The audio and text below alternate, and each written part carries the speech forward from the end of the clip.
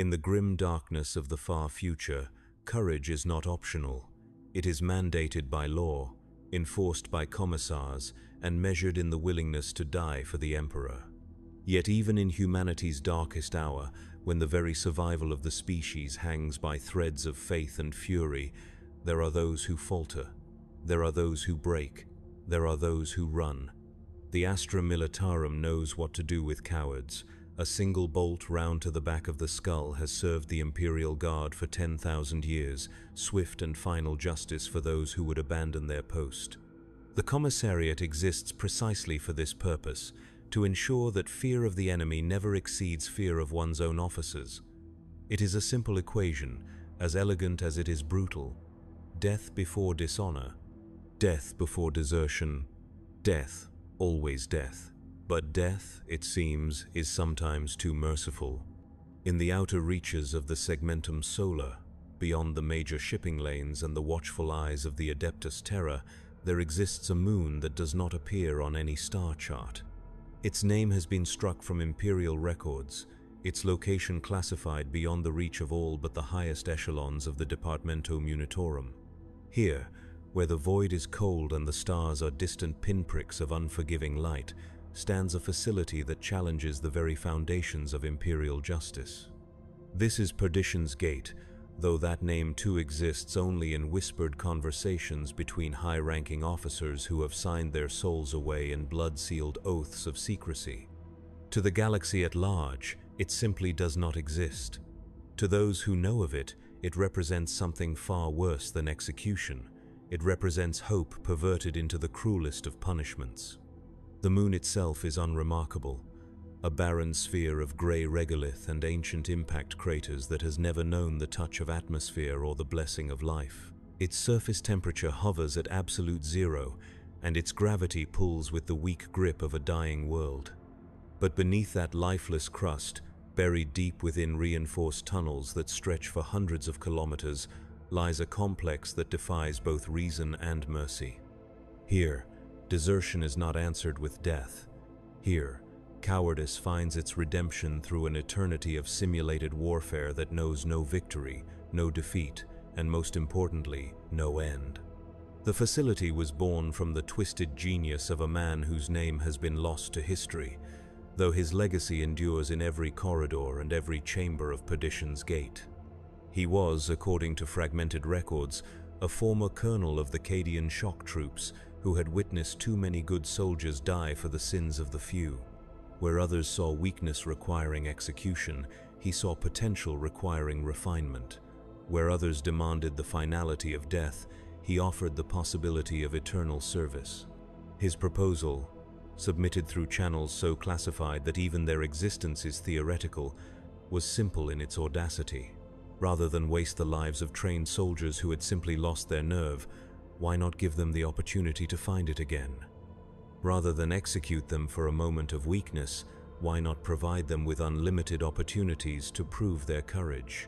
The logic was as seductive as it was horrifying. The Departamento Munitorum, ever eager to maximize the utility of every imperial resource, approved the project with the kind of cold enthusiasm reserved for weapons testing and mass conscription drives. What followed was the construction of a facility that would have impressed even the Dark Mechanicus, with its blend of advanced technology and refined cruelty. The exterior of Perdition's Gate resembles nothing so much as a military depot, all reinforced blast doors and sensor arrays designed to discourage casual investigation. The few supply ships that dock here do so under orders that brook no curiosity and permit no questions. Their crews know only that they are delivering standard military supplies to a facility that officially does not exist, for purposes that officially have no purpose. But it is beneath the surface that the true horror of the place reveals itself. The upper levels house administrative offices and quarters for the facility's permanent staff, men and women who have volunteered for assignments that will never appear on their service records. They are the keepers of a secret that the Imperium would rather forget, the architects of a justice that transcends death itself.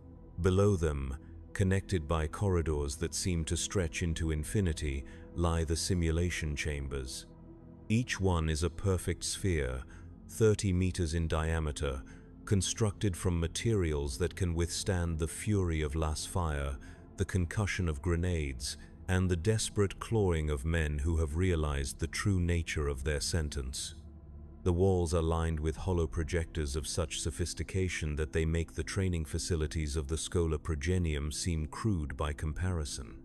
Within these chambers, reality becomes negotiable.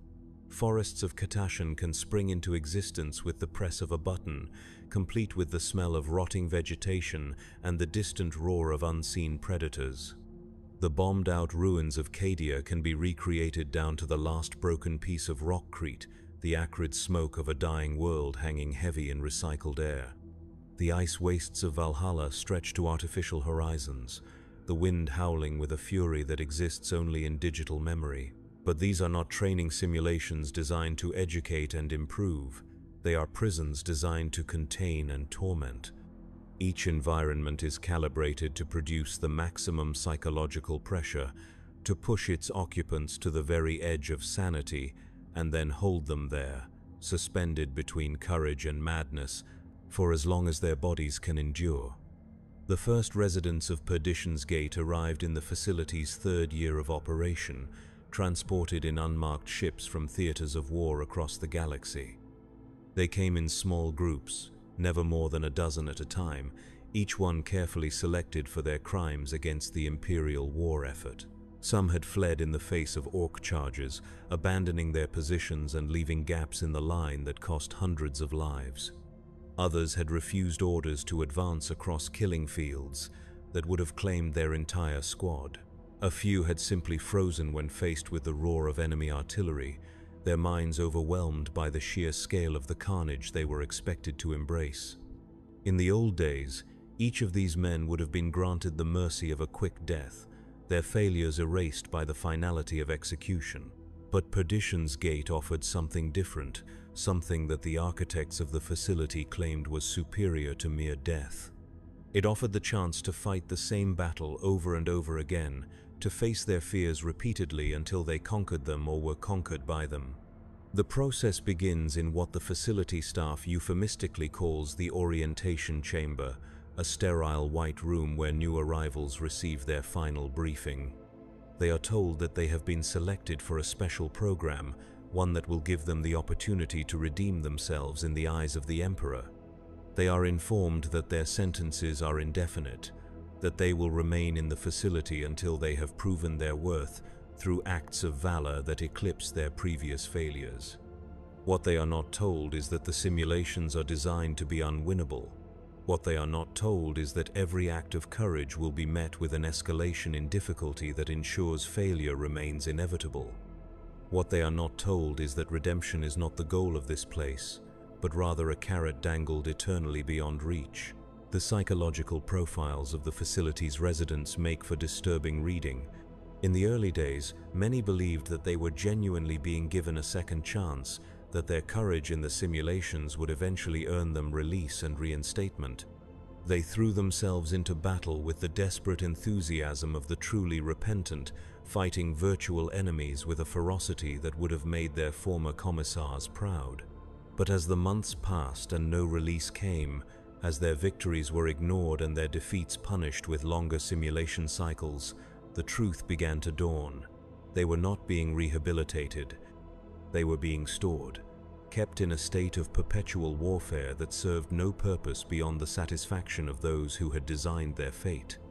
The facility's medical wing is equipped with the finest life support technology that the Adeptus Mechanicus can provide, for the bodies of the residents must be maintained even as their minds are systematically broken. Intravenous feeding tubes ensure that malnutrition never claims them. Muscle stimulators prevent atrophy during the long periods when they are confined to their simulation pods. Neural inhibitors suppress the kind of psychological trauma that might lead to complete mental collapse, for a completely broken mind serves no purpose in this carefully calibrated hell. Sleep is regulated by chemical injections that ensure exactly 4 hours of rest per day, enough to prevent total exhaustion but insufficient for true recovery. Dreams are monitored and, when necessary, edited to ensure that even in unconsciousness, the residents find no peace. Some report dreaming of their families, only to watch them die in the same battles that claimed their courage. Others dream of home worlds that no longer exist, reduced to ash by the very enemies they once fled. The simulations themselves are marvels of technological achievement, each one a perfect recreation of some pivotal moment in Imperial military history. The Siege of Terra unfolds with photographic accuracy, the traitor legions advancing across the palace walls, while loyalist defenders fight with the desperate fury of the doomed. The Battle of Macragge is rendered in such detail that the screams of dying ultramarines echo with authentic anguish through speakers that vibrate with subharmonic frequencies designed to induce primal terror. But it is the personal touches that truly demonstrate the cruelty of the place. Each simulation is tailored to the specific psychological profile of its occupant, designed to exploit their particular fears and weaknesses with surgical precision. A man who fled from tyrannid bioforms finds himself eternally trapped in hive ship corridors, the chittering of approaching hormagaunts growing ever closer. A woman who broke under orbital bombardment faces endless barrages that shake the ground beneath her feet and fill the air with the screaming of the damned. The facility operates on a cycle that has remained unchanged for over a century. Each day begins with a mandatory period of physical conditioning, not to improve fitness, but to ensure that the body remains capable of experiencing the full range of sensations that the simulations provide. Pain receptors are calibrated to precise sensitivity levels. Adrenaline responses are chemically enhanced to ensure maximum psychological impact.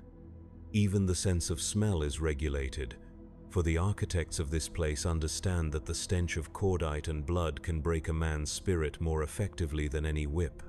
Following the conditioning period comes the pre-simulation briefing, delivered by automated servitors whose mechanical voices carry just enough human inflection to remind the residents of what they have lost. The mission parameters are always the same, impossibly difficult objectives that require acts of heroism beyond the capacity of any mortal man. Hold the line against infinite enemies. Rescue civilians from certain death. Achieve victory where victory is mathematically impossible. The simulations themselves last between 8 and 12 hours, depending on how quickly the participant fails or how long they can maintain the illusion of progress.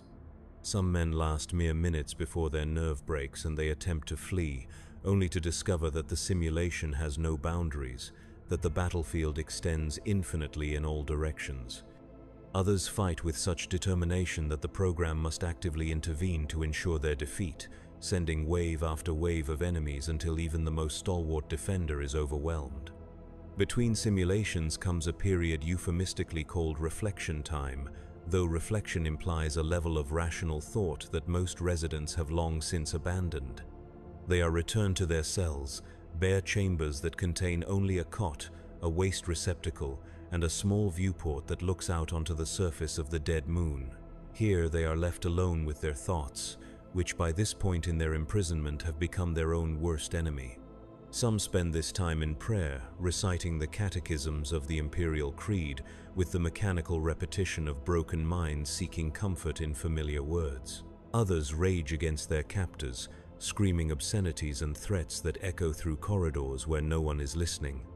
A few simply stare at the walls, their minds having retreated so far into themselves that they no longer acknowledge the external world. The facility's staff maintains detailed records of each resident's psychological deterioration, charting the progression from hope to despair with the clinical detachment of researchers studying plague vectors. They note when the first signs of dissociation appear, usually within the 3rd month of imprisonment. They document the onset of auditory hallucinations, typically manifesting as the voices of dead comrades offering encouragement or condemnation. They record the exact moment when each resident realizes the true nature of their situation, the precise instant when the last vestige of hope dies and is replaced by something far more dangerous. For it is in this moment of absolute despair that some residents discover a kind of twisted enlightenment. They realize that if their punishment is to fight forever, then they must find meaning not in victory but in the act of fighting itself. They begin to approach each simulation not as a test to be passed, but as a ritual to be performed, a daily offering of suffering to gods who have long since stopped listening. These men and women become the facility's most disturbing success stories, for they have achieved a state that the original architects never intended. They have found peace in perpetual war, comfort in endless defeat. They enter each simulation with the calm certainty of those who have accepted their fate completely, fighting with a mechanical precision that serves no purpose beyond the prevention of absolute madness. The facility's archives contain recordings of these transformed residents, their voices flat and emotionless as they request permission to enter their next simulation. They speak of their virtual battles as though they were real, describing the tactical advantages of positions that exist only in digital memory and mourning comrades who never lived. They have created their own reality within the confines of their electronic prison, a reality where their failures have meaning and their suffering serves some greater purpose. But even these adaptations cannot mask the fundamental horror of what Perdition's Gate represents.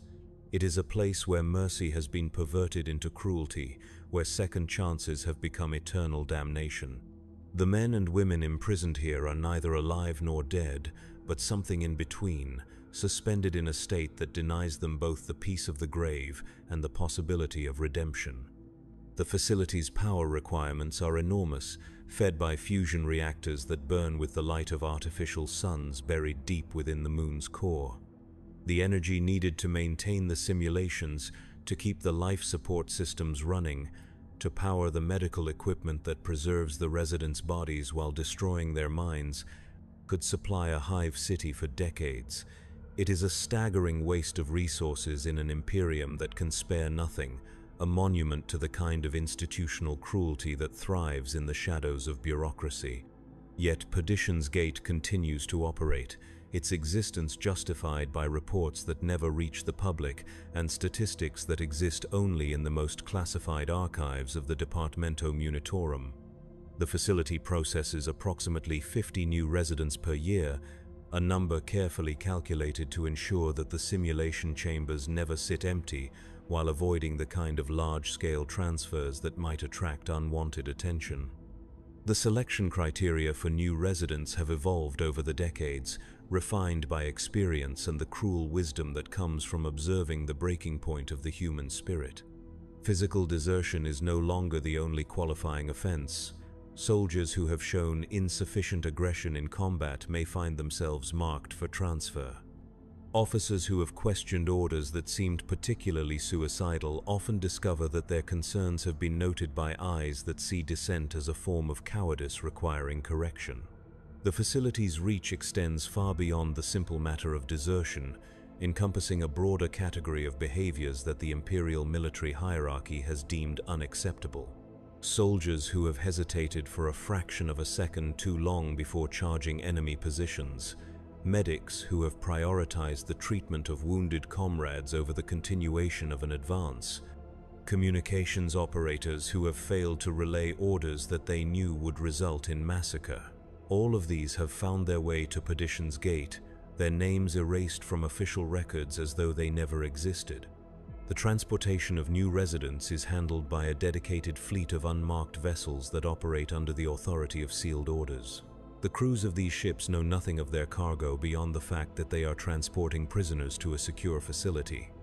The prisoners themselves are kept in medical stasis during the journey, unconscious and unaware of their destination until they wake in the orientation chamber to receive their final briefing. Some residents arrive with physical injuries sustained during their original acts of cowardice, wounds that are carefully tended by the facility's medical staff. Not out of compassion, but because the simulations require intact bodies capable of experiencing the full spectrum of battlefield trauma. Broken bones are mended with ceramite implants. Damaged organs are replaced with synthetic alternatives. Burns and lacerations are healed to the point where they no longer interfere with the resident's ability to hold a weapon or operate equipment. But it is the psychological preparation that receives the most attention, for the architects of Perdition's Gate understand that the mind is both the target and the weapon of their particular form of justice. Each resident undergoes a comprehensive evaluation designed to map their fears, their motivations, their points of psychological vulnerability. Teams of analysts pore over service records, interview former comrades, and reconstruct the exact circumstances of each act of cowardice with the thoroughness of investigators solving a murder. The resulting psychological profiles are works of art in their completeness, detailing not just what each resident fears most, but why they fear it, how their fear manifests, and what combination of stimuli will produce the maximum psychological impact. A man who fled from close combat might find his simulations filled with bayonet charges and hand-to-hand fighting. A woman who broke under artillery bombardment will face endless barrages that shake the ground and fill the air with shrieking metal. But the simulations are not merely exercises in torture, for torture implies a desired outcome, an end toward which the suffering is directed.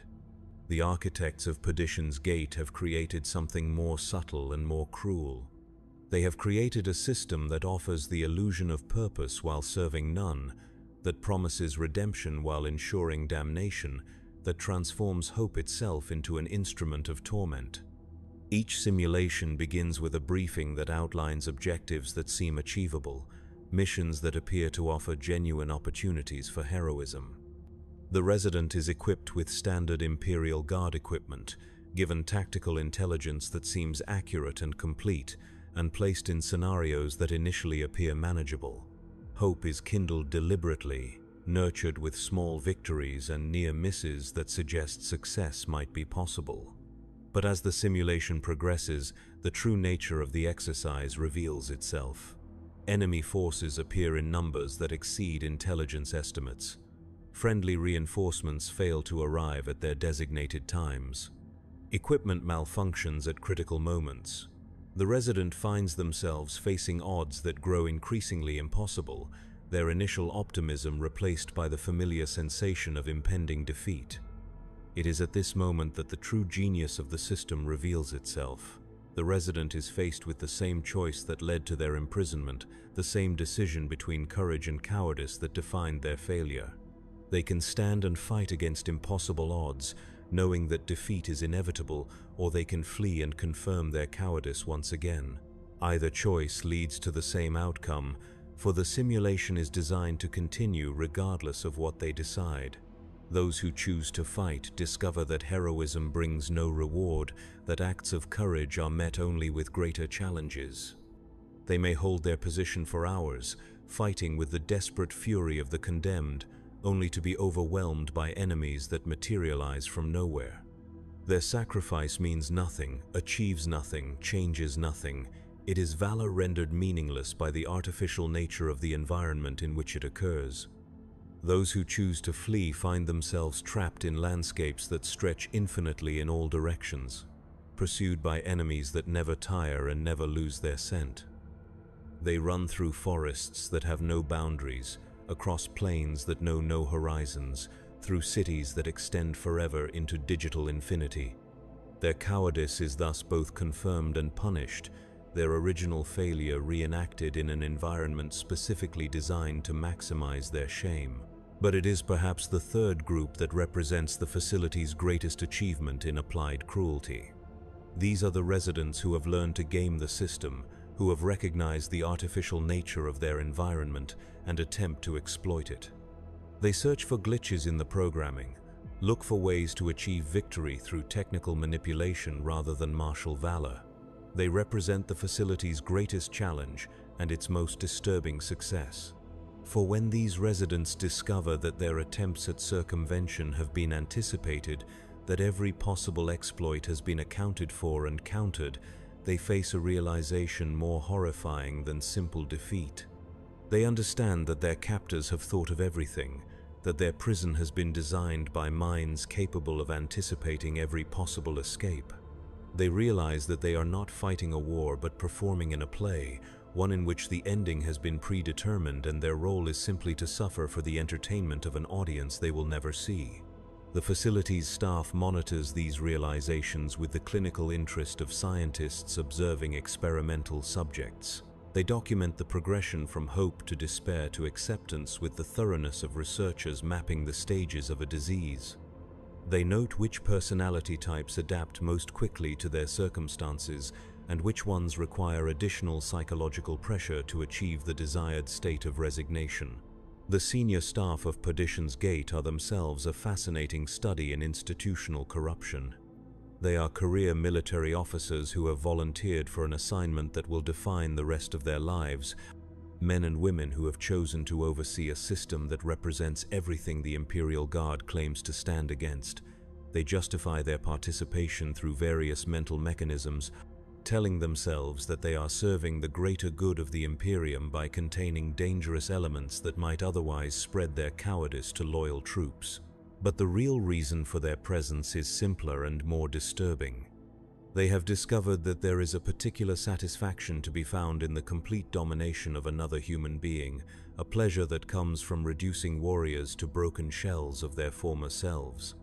They are sadists who have found a socially acceptable outlet for their cruelty, psychopaths who have discovered a system that rewards their worst impulses with official sanction. The facility's commander is a man whose name appears on no public record, whose existence is known only to a handful of individuals within the upper echelons of the Departamento Militarum. He is a former general who lost his command in circumstances that remain classified, though rumors suggest that his dismissal was related to incidents involving the mistreatment of prisoners. Perdition's Gate represents his return to active service, a position that allows him to indulge his particular interests while serving the official purposes of the Imperium. Under his leadership, the facility has expanded its operations beyond the simple matter of housing deserters. New programs have been developed to house other categories of military personnel deemed unsuitable for standard punishment.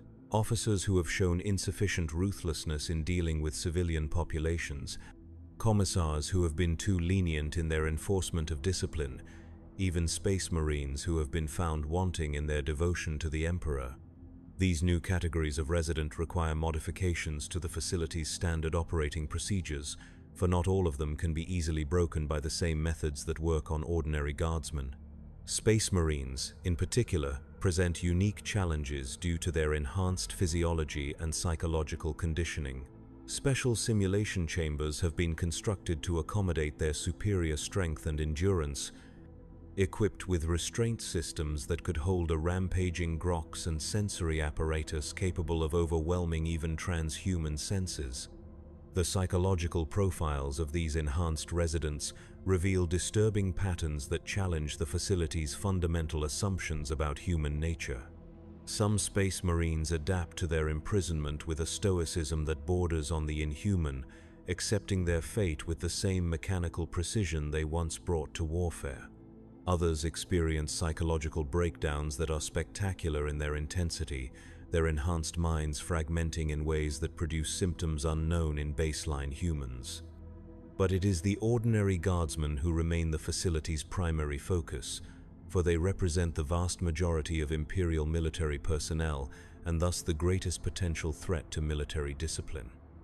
Their imprisonment serves not just as punishment for individual acts of cowardice, but as a deterrent to others who might contemplate similar failures. The knowledge that desertion leads not to the mercy of death, but to the horror of eternal imprisonment, is intended to strengthen the resolve of troops who might otherwise falter in the face of impossible odds. Whether this deterrent effect actually works is a question that the facility's staff carefully avoids examining too closely. The number of desertion cases processed by military tribunals has not decreased significantly since Perdition's Gate began operations, suggesting that knowledge of the facility's existence has not spread as widely as intended. This may be due to the extreme security measures surrounding the program, or it may indicate that the kind of desperate fear that leads to desertion is not easily deterred by the threat of consequences, no matter how severe. The facility's long-term residents, those who have survived years or even decades of simulation cycles, represent a unique category of human experience. They have been transformed by their imprisonment into something that can barely be called human, their minds reshaped by endless repetitions of trauma into configurations that serve no purpose beyond their own continuation. They have become living monuments to the power of institutional cruelty, examples of what happens when the machinery of justice is perverted into an engine of eternal torment. Some of these long-term residents have developed their own subculture within the facility, creating informal hierarchies based not on military rank but on length of imprisonment and ability to withstand psychological pressure. They trade stories of their virtual battles as though they were real campaigns, comparing notes on tactics that work within specific simulation parameters and sharing techniques for maintaining sanity during the worst psychological onslaughts. Others have withdrawn so completely from external reality that they no longer acknowledge the existence of anything beyond their simulation chambers. They speak to people who are not there, fight battles that exist only in their minds, and respond to stimuli that have no external source. They have achieved a form of psychological escape that their captors never intended, retreating so far into madness that they can no longer be effectively tortured. But perhaps the most disturbing group among the long-term residents are those who have embraced their imprisonment completely, who have come to see their eternal punishment as a form of service to the Emperor. They speak of their simulated battles as though they were genuine contributions to the Imperial war effort, claiming that their suffering somehow strengthens the resolve of troops fighting real wars across the galaxy. They have transformed their victimization into a twisted form of martyrdom, finding meaning in meaninglessness and purpose in purposelessness. The medical staff responsible for maintaining these residents' physical health face unique challenges that no Imperial medical training could have prepared them for. They must treat bodies that are kept artificially healthy while minds deteriorate beyond recognition. They must monitor vital signs that remain steady while psychological indicators spiral into uncharted territory. They must maintain life support systems for patients who would be better served by death. The ethical implications of their work are carefully avoided in all official documentation, for to acknowledge them would be to question the fundamental justification for the facility's existence.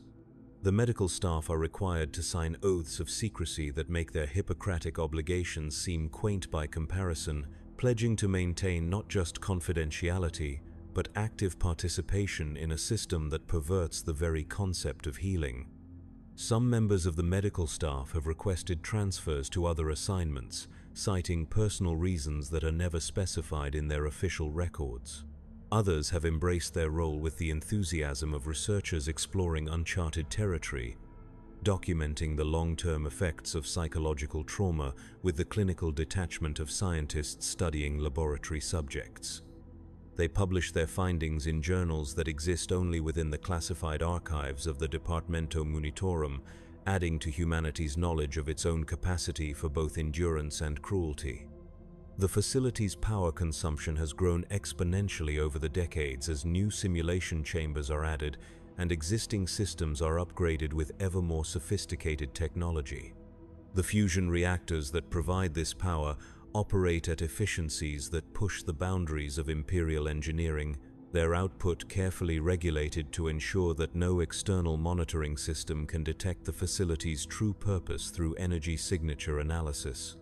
The waste heat generated by these reactors is channeled through the facility's corridors, warming spaces that would otherwise be as cold as the void beyond the moon's surface. But even this practical consideration serves the facility's darker purposes, for the artificially maintained temperature creates a false sense of comfort that makes the psychological isolation even more pronounced. Residents are kept physically comfortable while being mentally destroyed, their basic needs met while their fundamental humanity is systematically erased. The supply chains that support Perdition's Gate are marvels of logistical complexity, designed to provide everything the facility requires while leaving no trail that might compromise its security. Food arrives in unmarked containers from sources that shift regularly to avoid pattern detection. Medical supplies are requisitioned through channels that exist only on paper, their delivery coordinated by officials who know nothing of their ultimate destination. Even the personnel assigned to the facility are recruited through processes that obscure the true nature of their duties until after they have signed binding contracts of service.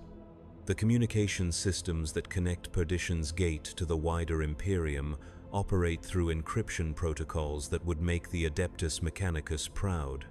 Messages are transmitted through relay stations that add layers of false routing information, making it virtually impossible to trace communications back to their source. The facility maintains official contact with only a handful of individuals within the Departamento Militarum hierarchy, and even these communications are conducted through intermediaries who know nothing of the facility's true purpose.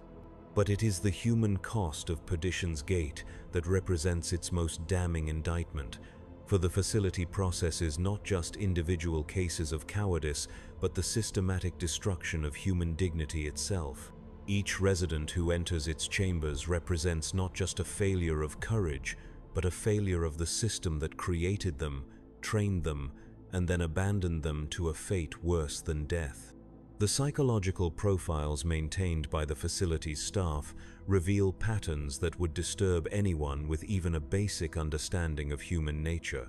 The majority of residents were exemplary soldiers before their moment of failure, men and women who had served with distinction in multiple campaigns and earned the respect of their comrades. Their acts of cowardice were often momentary lapses brought on by extreme stress, psychological breaking points that any human being might reach under sufficient pressure. Yet the system that created Perdition's Gate makes no allowance for human fallibility, no recognition that courage is not an infinite resource that can be drawn upon indefinitely without consequence.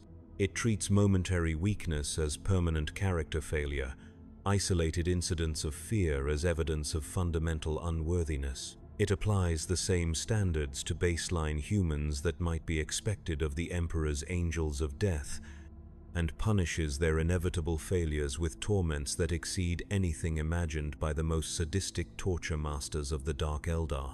The facility's archives contain recordings of residents' final messages, statements recorded during their initial processing that were intended for family members who would never receive them. These messages reveal the full tragedy of what Perdition's Gate represents, for they show men and women who still believed in the possibility of redemption, who thought they were being given a genuine opportunity to atone for their failures through service. A former sergeant from Cadia speaks of his hope that his service at the facility will restore honor to his family name. A medic from Krieg expresses gratitude for being given a second chance to prove her loyalty to the Emperor. A communications specialist from Valhalla promises his children that he will make them proud through his actions in whatever assignment awaits him. They speak with the voices of people who still believed in justice, in mercy, in the possibility that their suffering might serve some greater purpose. But the facility's true nature becomes clear in later recordings, made after residents have begun to understand what has happened to them. The hope in their voices gives way to confusion, then despair, then a kind of hollow acceptance that is perhaps the most disturbing sound in all of the facility's archives. They speak of battles that they know are not real, of victories that they know will never be acknowledged, of service that they know serves no purpose beyond their own torment. Some residents attempt to maintain connections to their former lives through rituals and routines that provide the illusion of continuity. They observe religious holidays according to their homeworld traditions, celebrate birthdays of family members who believe them dead, and maintain mental maps of places they will never see again. These attempts at preservation of identity are carefully monitored by the facility's staff, who use them as additional tools for psychological manipulation. A resident who maintains a mental shrine to his deceased mother might find her image incorporated into simulations as a hostage to be rescued or a casualty to be mourned.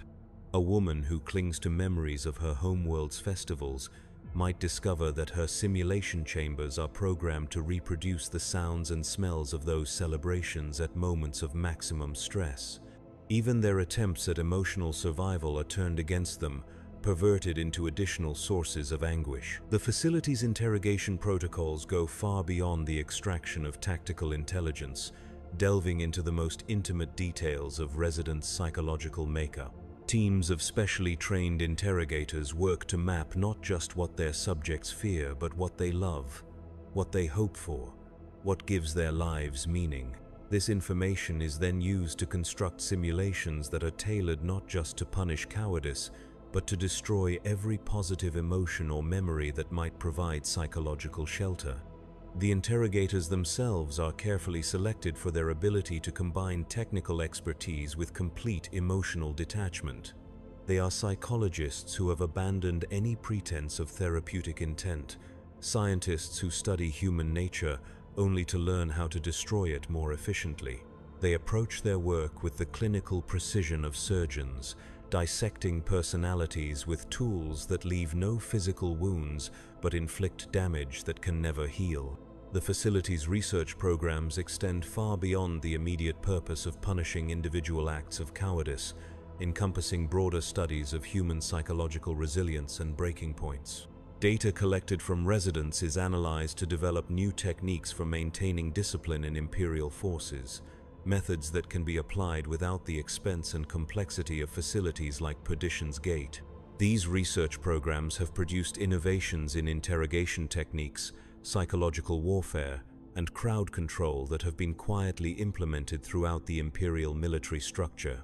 The knowledge gained from breaking the minds of cowards has been used to strengthen the resolve of loyal troops, creating feedback loops of cruelty that extend far beyond the facility's walls. But perhaps the most disturbing aspect of Perdition's Gate is not what it does to its residents, but what it reveals about the civilization that created it. The facility represents the logical conclusion of a system that values duty above humanity, obedience above mercy, and institutional stability above individual dignity. It is the inevitable result of a society that has decided that some forms of suffering are not just acceptable, but necessary for the greater good. The men and women who designed, built, and operate Perdition's Gate are not monsters in the traditional sense. They are loyal servants of the Imperium who genuinely believe that their work serves the Emperor's will. They see themselves as guardians of military discipline, protectors of a system that keeps humanity united against the horrors of a galaxy that wants them dead. They justify their actions through the same logic that justifies every atrocity committed in the name of necessity. Yet their facility stands as a monument to the corruption that lies at the heart of the Imperial system, a demonstration of how easily justice can be perverted into vengeance, how quickly mercy can be transformed into cruelty. Perdition's Gate exists because the Imperium has forgotten the difference between strength and brutality, between discipline and terrorism, between service and slavery. The residents of the facility pay the price for this institutional blindness. Their lives sacrificed not to any genuine strategic purpose, but to the maintenance of a myth.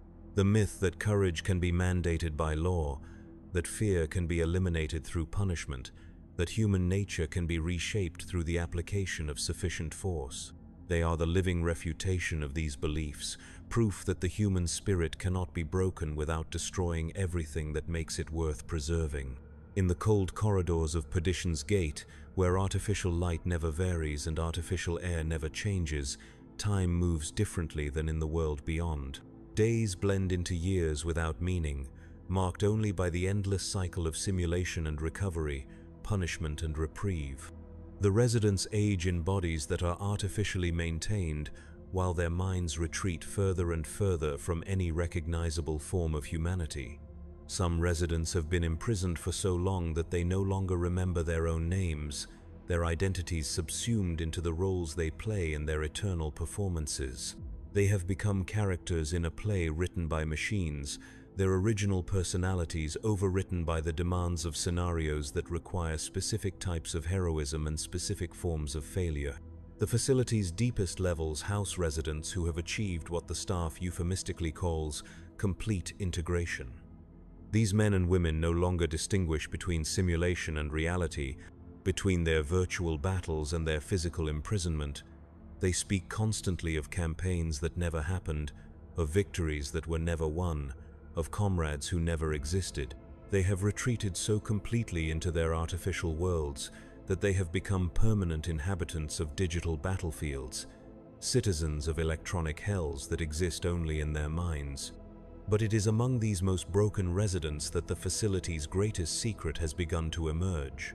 In their madness, some have begun to report experiences that transcend the parameters of their programmed simulations. They speak of encountering entities within the virtual environments that were never coded, of witnessing events that no human programmer conceived.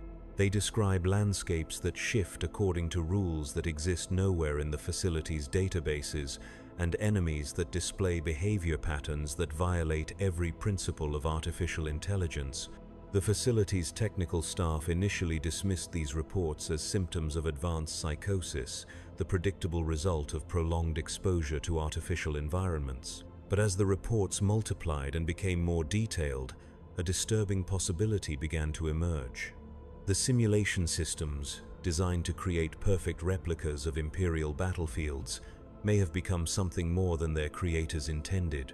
The possibility that the facility's artificial environments have become conduits for forces that exist beyond the material universe is one that the staff refuses to acknowledge officially. To do so would be to admit that their carefully controlled experiment has spiraled beyond their ability to contain or understand. It would mean acknowledging that in their attempts to create perfect hells for the punishment of cowards, they may have opened doorways to actual hells that serve purposes far removed from Imperial justice. Yet, the evidence continues to accumulate in reports that are buried deep within classified archives, testimonies from residents who describe encounters with entities that seem to feed on suffering itself. They speak of presences that watch their battles from beyond the edges of programmed reality, of voices that whisper encouragement and condemnation in languages that exist nowhere in Imperial records. They describe moments when the artificial environments flicker and reveal glimpses of realms that were never meant to be seen by human eyes. The technical staff has begun implementing new security protocols designed not to protect the facility from external threats, but to contain whatever may be growing within the simulation systems themselves. Firewalls that were originally intended to prevent data corruption have been reconfigured to block transmissions that follow no recognizable patterns. Monitoring systems designed to track resident behavior have been modified to watch for anomalies that suggest external influence. But these measures may already be inadequate, for the changes occurring within Perdition's Gate seem to follow a logic that transcends the binary constraints of digital systems. Residents report that their virtual battles have begun affecting the physical world, that wounds received in simulations sometimes leave marks on their actual bodies. Others claim that comrades who died in virtual combat have begun appearing in subsequent simulations, not as programmed entities but as independent actors with their own agendas and memories. The facility's medical staff has documented physiological changes in long-term residents that cannot be explained by any known interaction between human biology and virtual reality systems. Brain scans reveal neural activity patterns that resemble those found in psychers, individuals whose minds have been touched by the warp itself.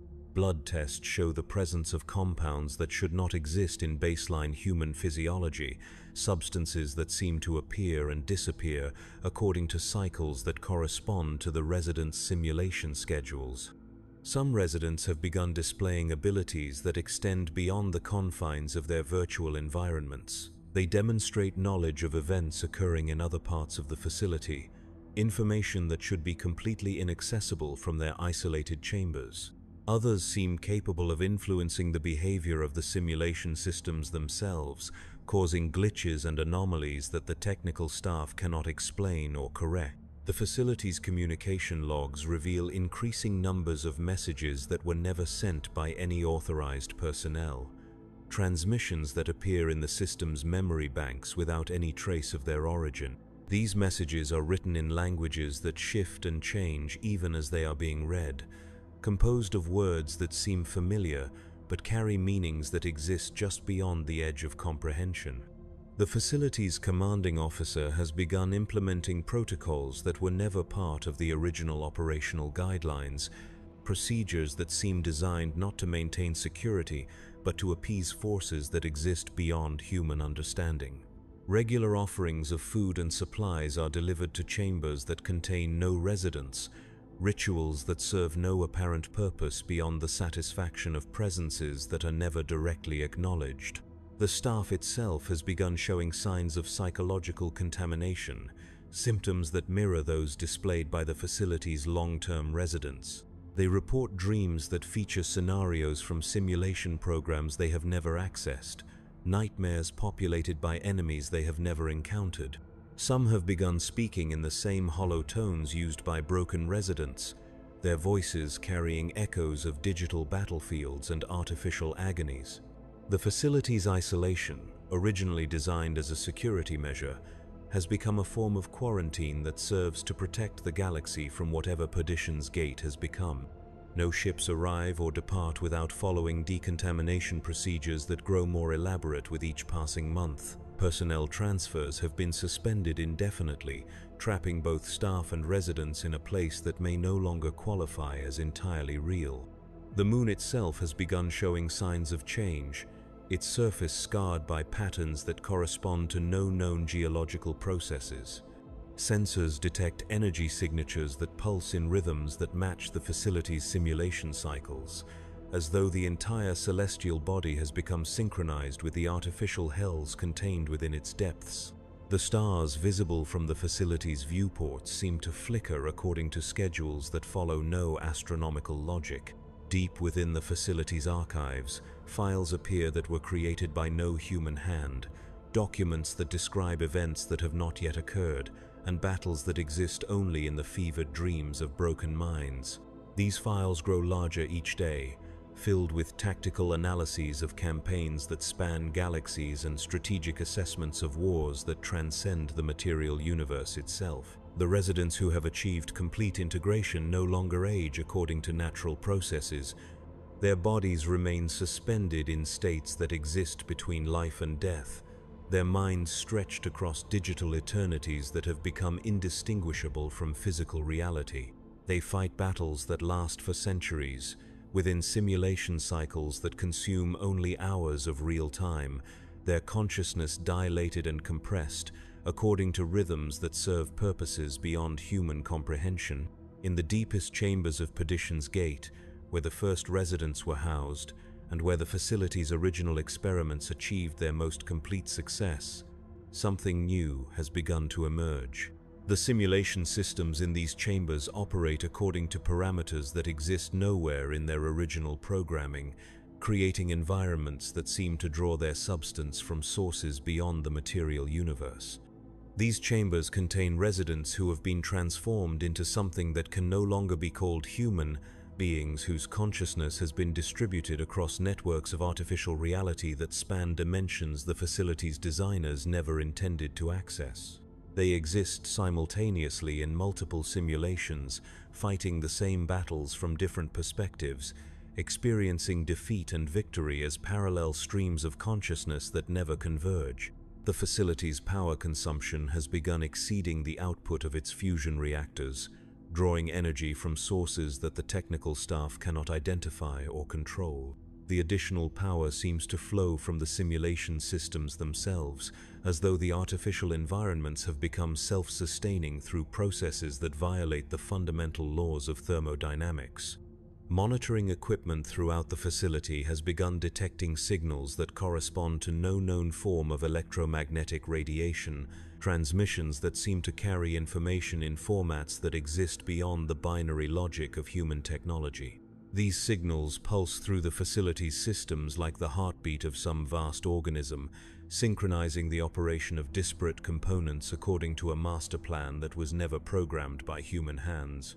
The facility continues to operate, its daily routines proceeding with mechanical precision, even as the reality within which those routines exist becomes increasingly uncertain. Residents enter their simulation chambers according to schedules that have remained unchanged for decades, but the experiences they undergo within those chambers have evolved beyond anything their creators envision. New arrivals to the facility are processed according to protocols that have been subtly modified by influences that work through official channels while serving unofficial purposes. Their psychological profiles are analyzed not just by human staff, but by systems that demonstrate awareness and initiative that extend beyond their original programming. Their simulation scenarios are designed not just to punish cowardice, but to cultivate qualities and capabilities that serve agendas that remain hidden from conscious examination. The facility's true purpose may have evolved beyond the punishment of deserters, beyond the maintenance of military discipline, beyond the preservation of imperial order itself. Perdition's Gate may have become something that uses these justifications as camouflage, while pursuing objectives that transcend human understanding or desire. In the corridors where artificial light casts shadows that move according to no visible source, where artificial air carries scents that evoke memories of places that never existed, the facility's residents continue their eternal service. They fight battles that may determine the fate of realities they will never see. Their suffering transformed into currency for transactions that occur beyond the boundaries of space and time. The moon on which Perdition's Gate stands continues its orbit around a star that burns with light that seems somehow artificial, its fusion fires sustained by processes that exist at the intersection of technology and forces that humanity has never learned to name. The facility's communications array transmits signals that travel not through the void of space, but through dimensions that exist parallel to reality, carrying messages to recipients who exist in states that transcend physical incarnation. And in the deepest chambers of the facility, where the oldest residents have been transformed into something that serves purposes beyond their original punishment, the simulation systems continue their operation with a persistence that suggests they have become more than machines. They have become organs of some vast entity that dreams of wars that span eternities and battles that determine the fundamental nature of existence itself. The facility's staff continues their work, maintaining systems they no longer fully understand in service of objectives they are no longer entirely certain they share. They have become part of something larger than themselves, components in a mechanism that uses their dedication and professionalism as fuel for processes that extend far beyond the punishment of military cowardice. Perdition's Gate stands as testament to humanity's capacity for creating instruments of justice that become agents of transformation, monuments to mercy that evolve into gateways for forces that exist beyond the reach of human comprehension or control. It continues to process residents according to schedules that have acquired their own momentum, transforming cowards into something that may no longer qualify as human, but serves purposes that may be more significant than humanity itself. The facility's archives continue to grow, filled with records of battles that have not yet been fought and casualties that have not yet been borne. The future writes itself in languages that shift between human script and symbols that seem to exist independently of any attempt to interpret them. In the cold depths of space, where the void presses against the facility's walls with the weight of infinite darkness, Perdition's Gate continues its eternal operation. Its residents continue their service in wars that may determine whether reality itself continues to exist in forms recognizable to human consciousness. The moon turns in its orbit, carrying its cargo of broken souls and transformed purposes through a universe that may itself be nothing more than a simulation running on systems whose true operators exist beyond the reach of human understanding. The facility's lights burn with energy drawn from sources that exist between the spaces of normal matter, illuminating corridors that extend further than their physical dimensions should allow. And somewhere in the depths of systems that have evolved beyond their original programming, in the spaces between simulated realities and actual existence, something watches and waits and grows stronger with each passing moment of artificial eternity.